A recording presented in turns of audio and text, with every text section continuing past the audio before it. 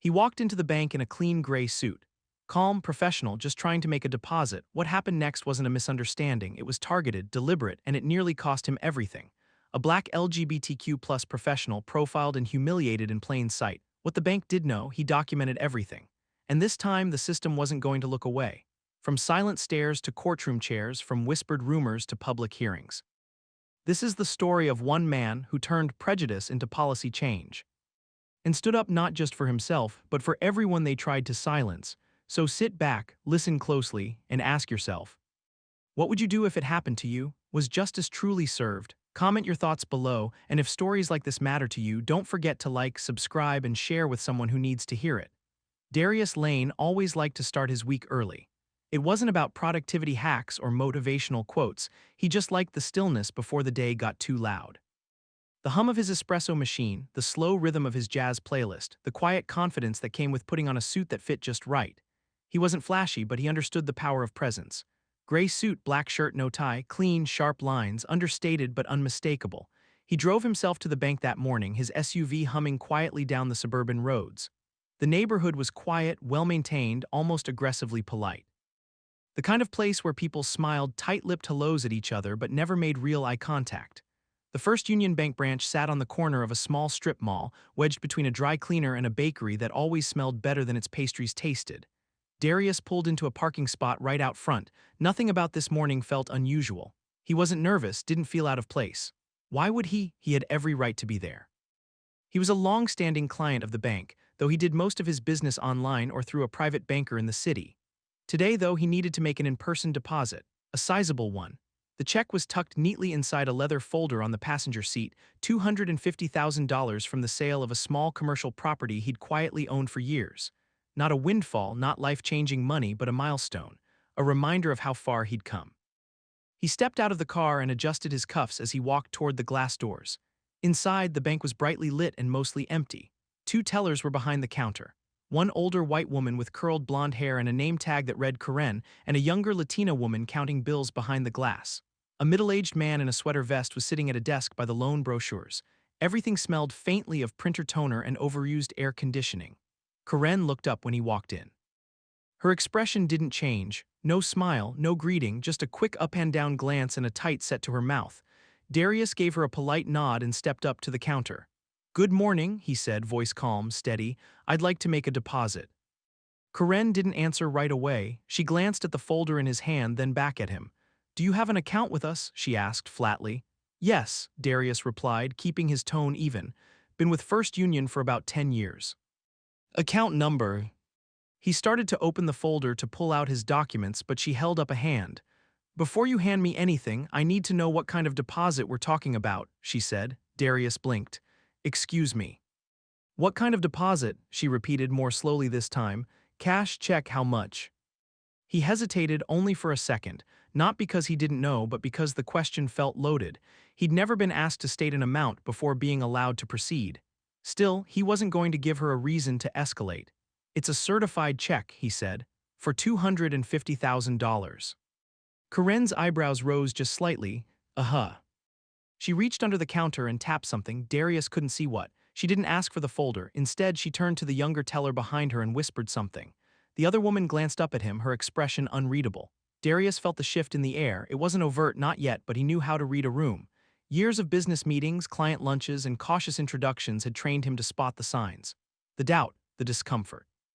The slow assumption that someone like him must be in the wrong place. Karen turned back and said, "I'm going to need to call over the branch manager. Just one moment."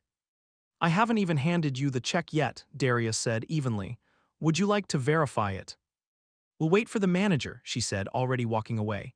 Darius stood still, the folder still in his hand. Behind him, the soft chime of the front door signaled another customer entering. He didn't turn around. The manager came out from a back room, tall and red-faced with thinning blonde hair and a First Union name badge that read Dean Wallace. He walked like he was already annoyed. "What seems to be the issue?" Dean asked, looking directly at Karen. "This gentleman says he wants to deposit a large check," Karen said. "He hasn't shown ID, won't give me the account number." "That's not true," Darius said calmly. "I was opening the folder when she stopped me." Dean finally looked at him. Darius met his gaze without flinching. "Sir, are you a customer of this branch?" Dean asked. I'm a customer of this bank, Darius replied, and I don't believe I need to be tied to a specific branch in order to conduct a deposit. Dean's jaw twitched. It's standard procedure to ask a few questions when the deposit is unusual. There's nothing unusual about this, Darius said. It's a certified check from a legitimate property sale. I have the documents, I have my ID, and I'm happy to provide them. Dean glanced again at Karen, then back at Darius. I think it's best if we verify your identity with the corporate office before proceeding. You haven't even seen my ID yet, Darius replied. How do you plan to verify anything without looking at the documents? Dean didn't answer. Instead, he gestured toward the door. I'm going to have to ask you to leave for now, sir. We reserve the right to refuse service if our staff feel uncomfortable. Darius didn't move. Are you refusing to process a legal deposit from a client in good standing, with all required paperwork, because your teller feels uncomfortable? You're raising your voice, Dean said. I'm speaking clearly, Darius replied. That's not the same thing. Dean turned and nodded at the security guard near the door, a black man, maybe early 40s, wearing a badge and a conflicted expression. He didn't move right away. Darius reached slowly into his coat pocket and pulled out his phone. He opened the voice memo app and tapped record. I'm documenting this, he said calmly, because this is not how your other clients would be treated. Dean stiffened. I'm going to have to call the authorities. I suggest you do, Darius said, not backing down. I'll wait outside. And with that, he turned, folder in hand, and walked out the glass doors without another word. Outside, a white woman stood a few feet away, having just stepped out of the bakery next door. She had short gray hair and a frown on her face, a half-eaten croissant in her hand. She had watched the whole thing through the window. That was ridiculous, she said. Darius didn't answer at first. He opened his car door and placed the folder carefully on the passenger seat. Then he turned to her. It happens more often than you'd think, he said. She looked at him, serious now. You planning to let it slide? Darius shook his head. Not today. The next morning, Darius didn't change much about his routine. Same early start, same coffee, same quiet moment before the noise of the world crept in, but something in the air was different. The calm wasn't quite settling. The incident at the bank the day before lingered in the back of his mind like a low-frequency hum, not loud, not sharp, but present. He hadn't made any public statement, hadn't posted anything online. That wasn't his way, not yet. He preferred facts over feelings, process over impulse. But he had the audio recording saved in 3 different folders, backed up on a cloud server. He had written down names, times, exact words. The woman outside, Marla, she'd introduced herself before leaving, had given him her number and a simple offer. If you want someone to walk with you through this, I've done it before. He hadn't decided what to do with that offer yet, but one thing was clear, he wasn't going to let them walk away from this without knowing who he was. So he went back, not out of pride, not out of revenge, just to finish what he started, because the check still needed to be deposited, because he still had the right. And because he wanted to look them all in the eye one more time before the process got bigger than any of them realized. It was just after 10 when he pulled into the same parking spot. He took a deep breath, buttoned his suit jacket, and picked up the folder again, nothing added, nothing missing. He stepped out of the car and walked toward the glass doors. Inside, the same teller was at the front desk, Karen. No surprise there. She saw him the second he entered, and the tightness in her jaw was immediate. He approached the counter slowly, deliberately. She didn't speak at first. Good morning, Darius said. His voice was calm, measured. He placed the folder gently on the counter. I'm here to complete a deposit I attempted yesterday. Karen stared at him. Her mouth opened, but whatever she was about to say didn't make it past her lips. Instead, Dean Wallace came around the corner from the back offices, holding a tablet in one hand. He froze when he saw Darius. You've returned, Dean said, forcing a smile that didn't touch his eyes. I wasn't expecting that. I figured we'd try again, Darius replied, since there was clearly some confusion yesterday. Dean came closer, tablet still in hand, looking more rehearsed than before. You should understand, Mr. Lane, Darius offered. Yes, Mr. Lane, our staff was simply following protocol. Large deposits sometimes trigger internal procedures. We're trained to be cautious. Caution is one thing, Darius said. Refusing to accept my documents, calling the police, and having me escorted out without a single verification, that's something else. Dean shifted. I apologize for any misunderstanding. I'm not here for an apology, Darius said. I'm here to complete my deposit. Karen still hadn't said a word. She stood still, her hands resting stiffly on the counter. Dean looked over at her, then back at Darius. We can complete your transaction in one of the private rooms if you'd prefer. I prefer to do it right here, Darius said. Dean hesitated, then nodded. Of course. He stepped back, motioning for Karen to proceed. She reached slowly for the folder. Her fingers hovered for a moment before she opened it and saw the certified check clipped to the front. Her eyes scanned the amount, then the issuing bank. She said nothing as she began typing into her terminal. Darius stood quietly, watching her work. May I see your ID? She asked, voice clipped. He handed it to her. As she reviewed the documents, a few other customers walked into the branch. An older man in a leather jacket stepped into line behind Darius. Another woman sat in the waiting area, flipping through her phone. Nothing dramatic, just a weekday morning in a quiet suburb. But the atmosphere around the counter was heavy, like the tension hadn't really left from the day before. It had just paused, waiting. Karen finally finished entering the details and began scanning the check. The machine beeped once, then again. Everything was smooth, but her face remained pinched. Dean stepped closer again, clearly watching from the sidelines. Will that be all today? Karen asked once the transaction was complete. Darius didn't answer immediately. He looked at her, then at Dean. No, he said. I'll also be requesting a formal incident report from yesterday, in writing. Dean stiffened. We may need time to put that together. I'm not in a rush, Darius said.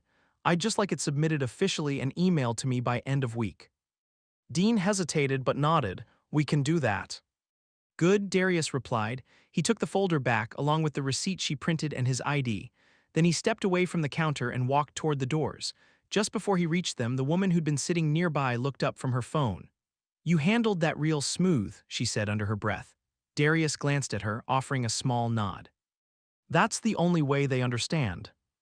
Outside, the morning air felt sharper than before. He got into his car and sat for a moment, letting the quiet return.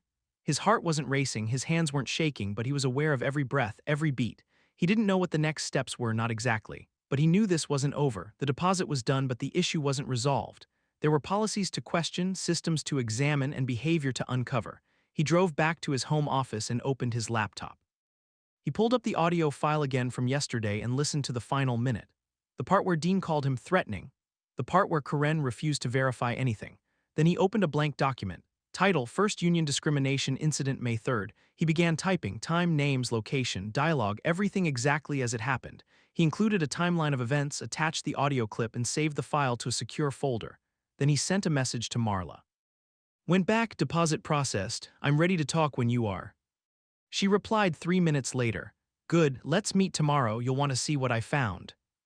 He didn't ask what she meant. He didn't need to. Marla's office wasn't what Darius expected. It sat on the second floor of a converted warehouse tucked behind a row of cafes and antique stores in the older part of town. Exposed brick, big windows, second-hand furniture arranged with care but not concern. Nothing fancy, just warm and worn in like it had history. The kind of place where people said what they meant and didn't waste time. When Marla opened the door, she was barefoot, holding a mug of tea and reading off her phone. She was the type who could speak softly and still command the room. She didn't waste time on pleasantries. You're not the first, she said, motioning for Darius to come in. He followed her into the office, scanning the corkboards on the walls covered with notes, articles, printed emails, scribbled diagrams. There were stacks of folders on the desk, one of them already labeled with his name in blue ink. She sat down, took a sip of tea, and nodded at the chair across from her. Karen and Dean have done this before. Darius folded his hands. How many? 7 confirmed complaints, 4 of them black clients. 2 filed formal grievances and were ignored. One of those clients, a local contractor, had a loan application misplaced twice before being told his paperwork was incomplete. He recorded his last meeting. Sound familiar? Darius sat back. He didn't look surprised, just tired. And no one acted. Bank's legal team shut it down. They claim internal matters. One of the tellers who left gave us this. She pulled out a printed email. It's a policy memo Dean sent last year. Says tellers are to be proactive in identifying unusual transactions or suspicious customers. No guidelines, just that wording. Darius read the highlighted section, suspicious customers. Exactly. He exhaled slowly. They'll say that's about fraud. And we'll say it's about profiling. Marla pulled out her phone and tapped the screen. There's more. I spoke with a former security contractor for the bank's regional branches. He was laid off, but he says there's a known code used to flag incidents where race might complicate the optics. Internal shorthand is Type 7, no formal definition, but it comes up on call logs when people of color are involved and staff feel uneasy. Guess what your incident was flagged as? Darius didn't respond. He didn't have to. Marla leaned forward. You need to file a complaint with the State Banking Commission. I can help you write it, and I'll loop in a journalist I trust, quietly, just to start building pressure." He nodded once. "Do it." She paused. "You ready for the pushback? It's not going to stay quiet for long." "I'm not doing this for attention." "I know. I'm doing it because next time it could be someone who walks in without a folder, who doesn't have a name they'll Google, who just wants to cash a check to fix their car or buy groceries." Marla smiled, small and approving. "Good answer." Darius left her office an hour later with a plan. Complaint first. Follow-up meeting next week. Wait for the bank's reply. Stay professional. Stay quiet for now. Let them move first. But First Union didn't wait long. The following Monday, Darius received a certified letter on First Union letterhead. It was formal, stiff, and defensive. The bank regretted any perceived misunderstanding but claimed its staff had followed established protocol. The letter made no mention of the check amount nor of any apology. Instead, it noted that Darius's behavior caused concern and that appropriate de-escalation measures were taken. He read the letter 3 times, jaw clenched tighter each time. It wasn't an apology, it was a warning, a preemptive move to make sure the narrative stayed theirs. He scanned the letter, added it to his documentation folder, and sent it to Marla. She replied in minutes. "They're laying the groundwork for a counter-narrative. We escalate." 2 days later, Darius walked into a scheduled meeting with the bank's regional complaints officer. He brought a printed copy of the letter, his own incident summary, and the audio recording queued up on a tablet. The meeting took place in a neutral space, a downtown office that felt like a waiting room for lawsuits. The complaints officer was polite, distant, and non-committal. Darius played the audio. The officer took notes. Darius presented timestamps. He asked questions. The officer gave short answers. It was a dance Darius had seen before, politeness used as armor. When the meeting ended, Darius left with no promises and no expectations, just more documentation. That night, things took a sharper turn. Around 8:30 p.m., his phone buzzed with a notification. A post on a neighborhood message board showed grainy security footage stills, Darius standing at the bank counter, another of him walking out. The caption read, "Man becomes aggressive at First Union branch after teller requests ID. Police called to de-escalate. Please be cautious." The comments were worse. Entitled much. "Bet he was cashing a fake check. These people always play victim." It spread fast. Within an hour, someone tagged his consulting business page. The page was flooded with 1-star reviews, fake names, copy-paste comments. He sat in his office staring at the screen, silent. He didn't need to ask who leaked the footage or who planted the post. It was obvious they were trying to discredit him, intimidate him, get ahead of whatever they thought he was building. Instead of replying, he opened a fresh folder titled Defamation Phase. He saved the screenshots. Archived the comments. Took down the business page temporarily and sent a message to his web admin to back up everything for legal purposes. Then he called Marla. She picked up on the second ring. "I saw it," she said before he could speak. "I'm not surprised," Darius replied. "They want you angry." "I'm not." "They want you messy, sloppy, emotional." "I'm not." She paused. "Then we move forward. Time to go public. Let's control the story before they do." Darius nodded, even though she couldn't see him. "I'll prepare a statement. And I'll schedule the interviews." After he hung up, he stood by the window and looked out at the quiet street. He thought about his father, an old-school man with soft eyes and a spine made of steel, who'd once told him, "Don't raise your voice, raise your standards." He was tired, not broken, not shaken, but tired in a way that felt deeper than sleep. This wasn't just about him anymore. This was about every black man who walked into a bank in a clean suit and still got followed. Every gay professional whose tone got labeled aggressive.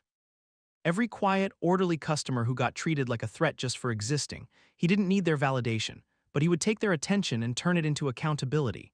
Darius didn't rush the next step. He'd learned a long time ago that when someone tries to drag you into a storm, the worst thing you can do is start swinging. Let them flail, let them overreach. Meanwhile, you gather every drop of truth, stack it like bricks, and build something that can't be knocked down.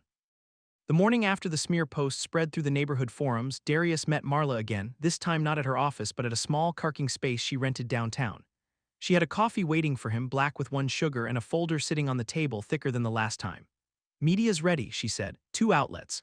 1 local, 1 regional, both willing to run with this, but we have to give them something solid. Beyond your experience, they need a pattern." Darius opened the folder. Inside were printed statements, 3 of them.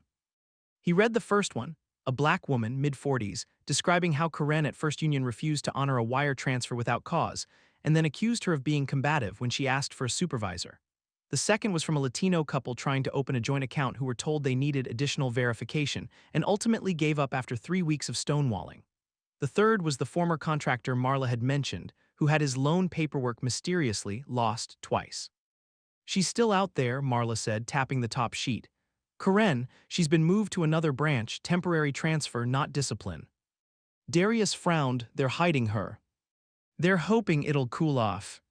She knows she did wrong, they all do. Doesn't matter. What matters is the system that let it happen, protected her when it did, and tried to silence you after." Darius sat back. "So we show the pattern."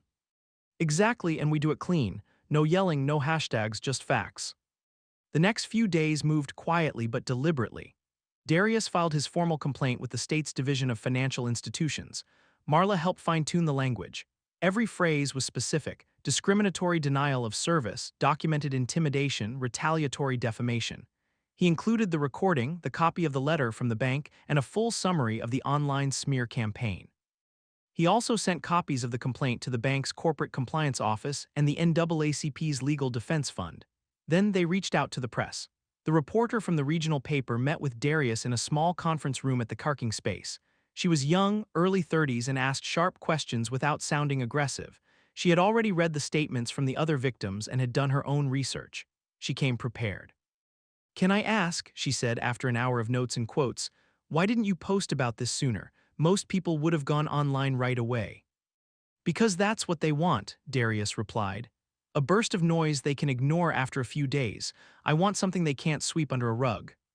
She nodded, writing that down. The story broke on a Sunday morning. The headline was simple: "Local bank accused of racial discrimination by longtime client." The subhead ran with Darius's name, the recorded incident, and references to multiple other claims and internal bank practices under review. The article didn't go viral, not immediately, but it moved, quietly. It was shared in local Facebook groups, picked up by a few financial blogs. Someone on Reddit started a thread that began to gain traction. And most importantly, a second article followed 2 days later, this one from a local business outlet, less emotional, more structural. It broke down the policies used by regional branches of First Union and how suspicious activity flags were disproportionately used against people of color.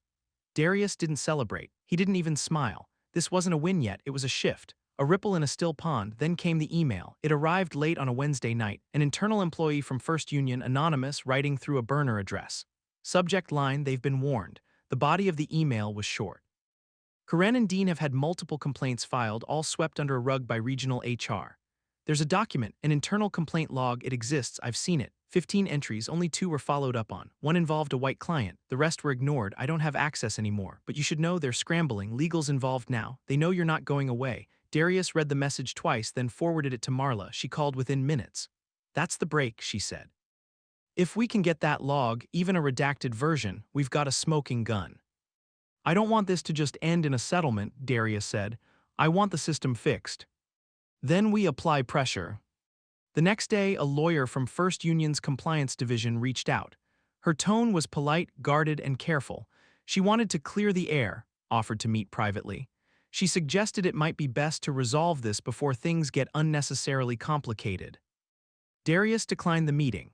Instead, he replied with a list of conditions: full disclosure of internal complaint logs related to Karen Whitmore and Dean Wallace, a formal apology issued publicly, a detailed explanation of policy changes, and funding for third-party anti-discrimination training across all regional branches.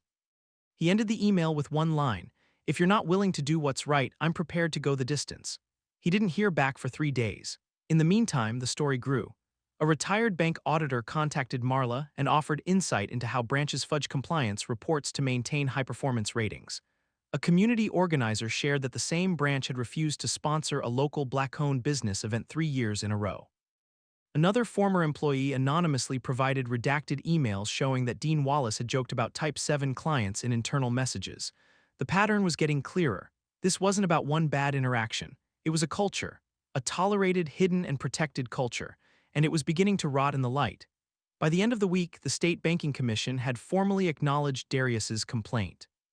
They opened a preliminary investigation and requested access to First Union's incident response logs. Marla's phone rang constantly.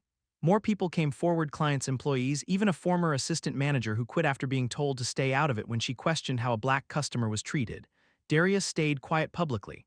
No interviews, no statements, just quiet documentation and quiet resolve. He was building something stronger than outrage. He was building proof. And in every quiet moment, he reminded himself this wasn't about vindication.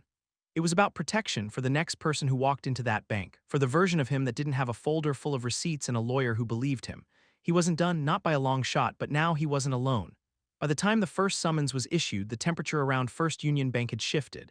It wasn't yet a storm, but the air was heavy with it. Something was coming, something real. The state's banking commission had officially opened an investigation into the bank's discriminatory practices, and Darius had been contacted to provide additional documentation.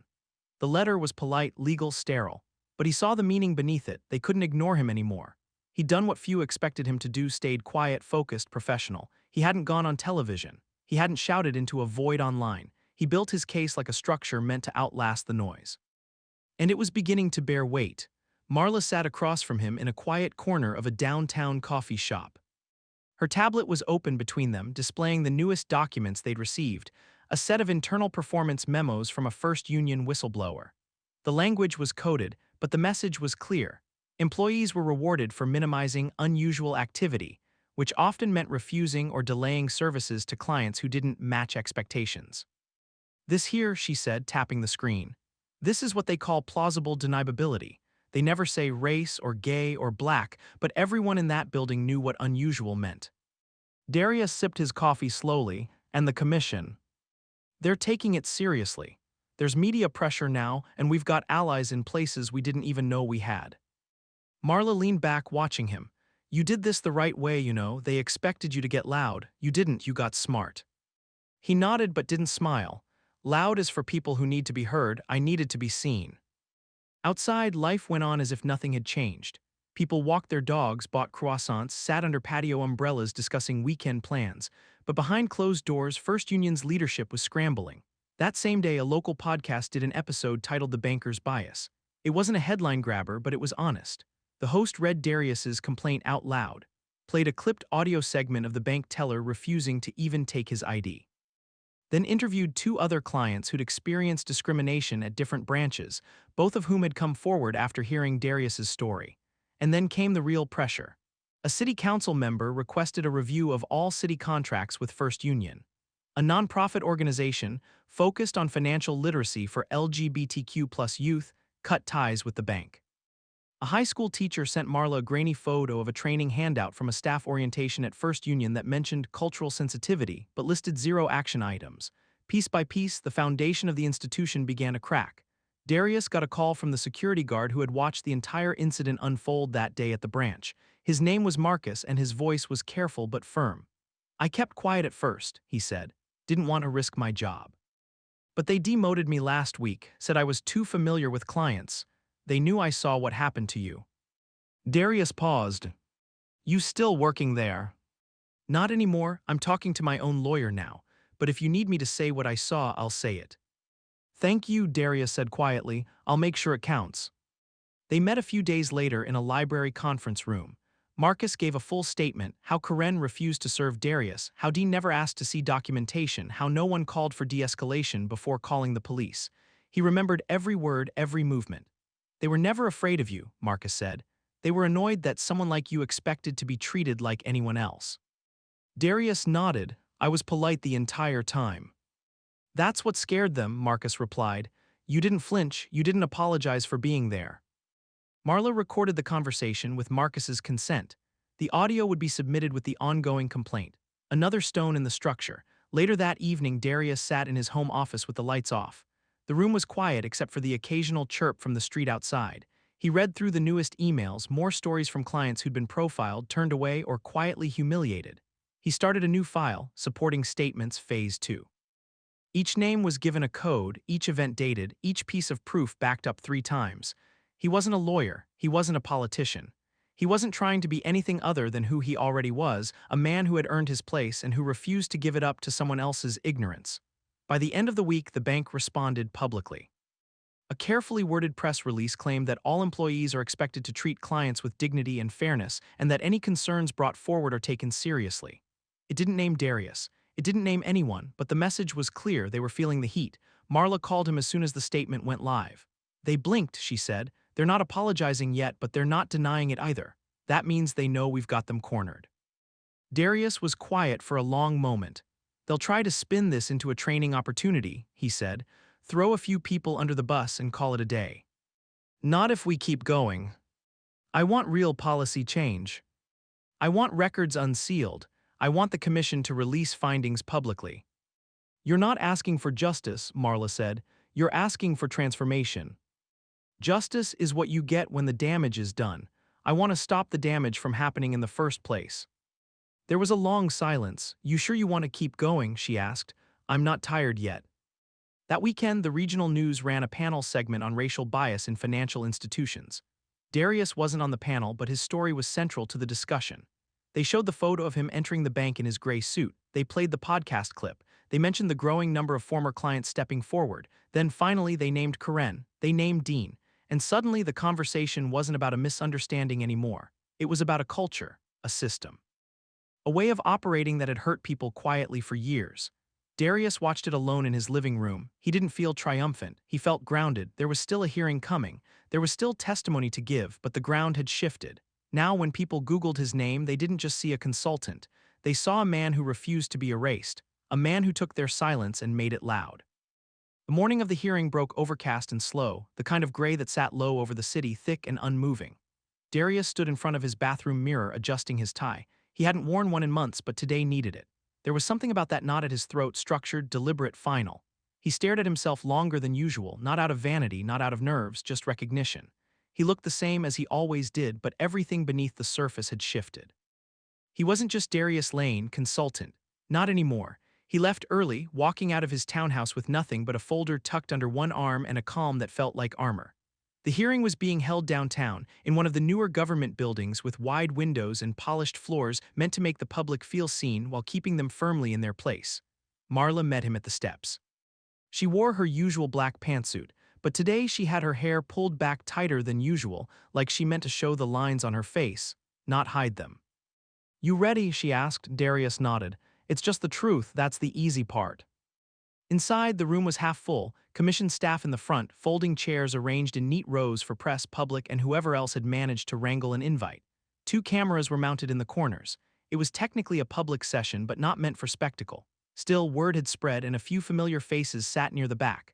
Marcus, the security guard, one of the former clients who had submitted a written complaint. A few reporters Darius recognized from recent interviews. Even the podcast host was there, scribbling in a notebook. Karen and Dean weren't visible, but Darius didn't need to see them. Their absence told him everything. Their lawyers were in the room, however, sitting stiff in charcoal suits, flanked by First Union's compliance team. No introductions were made. The commissioner, a woman named Price, called the session to order. Her voice was steady, low, almost disinterested, but her eyes were sharp. She thanked everyone for attending, laid out the ground rules, then turned the floor over to Darius. He stepped up to the microphone, not looking at the crowd, not searching for faces. He unfolded his prepared statement but left it closed. He had memorized every word. My name is Darius Lane, he began, voice clear. I'm a business consultant. I've lived in this city for 16 years. I've banked with First Union for 10 of those. On May 3rd of this year, I entered the Evergreen branch to deposit a certified check. What followed was not an accident. It wasn't poor communication. It was discrimination, deliberate, practiced, and systemic. There was no movement in the room, no coughs, no shifting of chairs. I was denied service without any attempt to verify my identity. I was accused of being aggressive when I asserted my right to be served. The police were called without provocation. I was physically removed from the premises. I recorded the incident. I documented it. I followed every official channel available to me.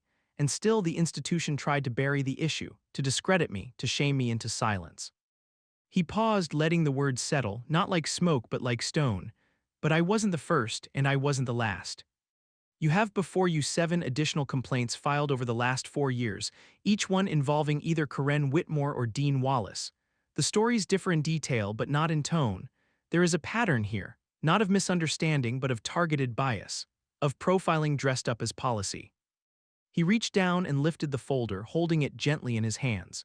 This isn't about my feelings, it's about facts. It's about a policy structure that enables discrimination while hiding behind procedural language. It's about a reward system that incentivizes treating clients differently based on how they look or who they are. And it's about accountability for what's already happened and what we allow to happen next. He stepped back, the silence held for a moment longer before Commissioner Price thanked him. Her voice was still neutral, but she gave a slight nod that Darius caught. It wasn't approval, it was acknowledgement. The next hour was dedicated to testimony. Marcus went up next, hands steady, voice firm. He recounted the day step by step. How Darius had been calm, how Karen had refused to even glance at his ID, how Dean had escalated things before ever asking a question. Then he dropped the moment that mattered most. They never asked for verification, not once. He had the check in his hand, he had his account information, and they never even looked. I was 5 feet away, I saw it all. He stepped down to a few murmurs in the crowd. Next came the statements from others who had experienced similar treatment. Most had submitted written records, but 2 came in person. An older woman with silver locks who'd been told to come back with proof of employment after trying to cash a retirement check. A young man who had been asked to provide 3 forms of ID after trying to open a savings account with his fiancée. The bank's legal team didn't cross-examine.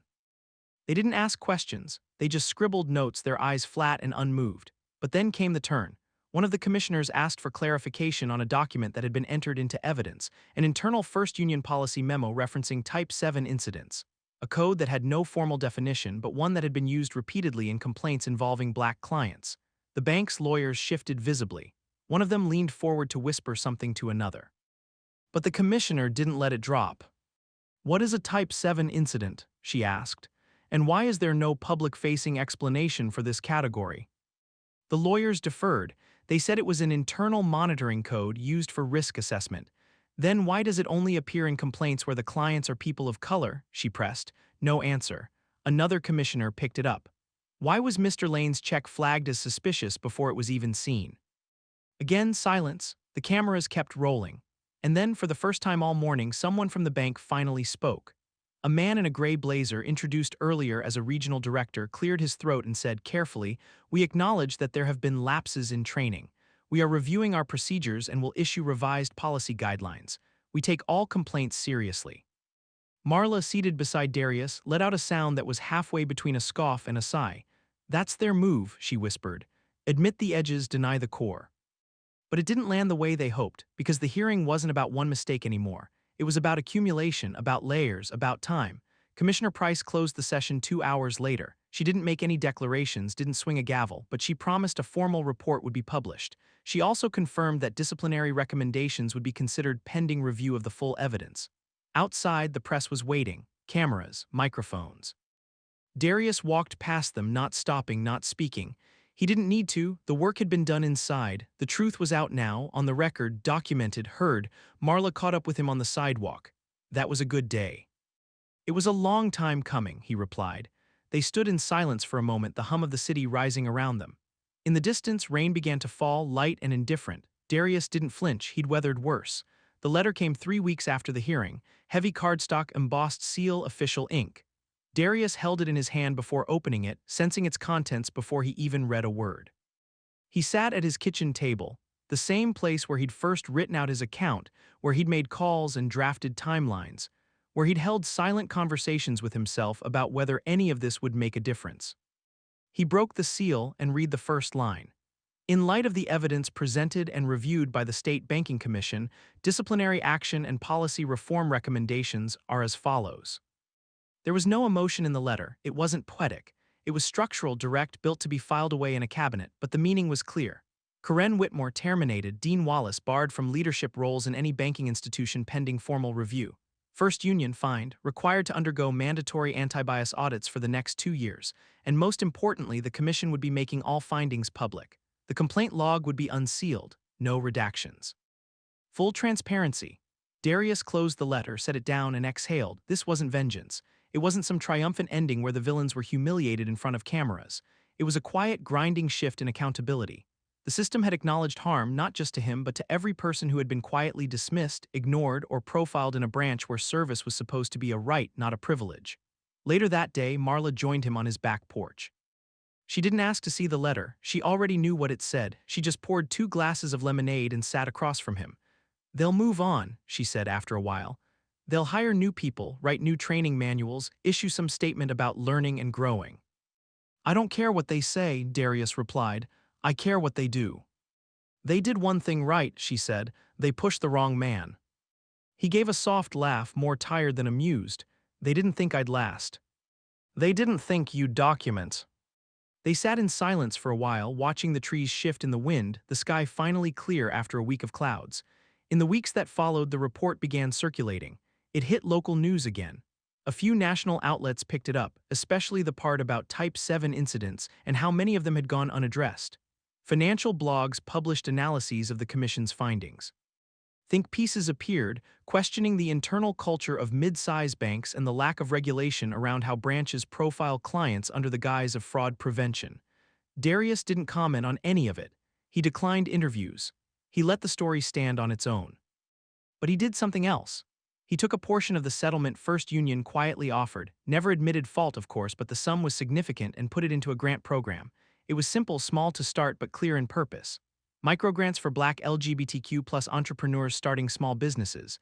No application fees, no endless paperwork, just proof of an idea, a short video explaining their goals, and one solid reference.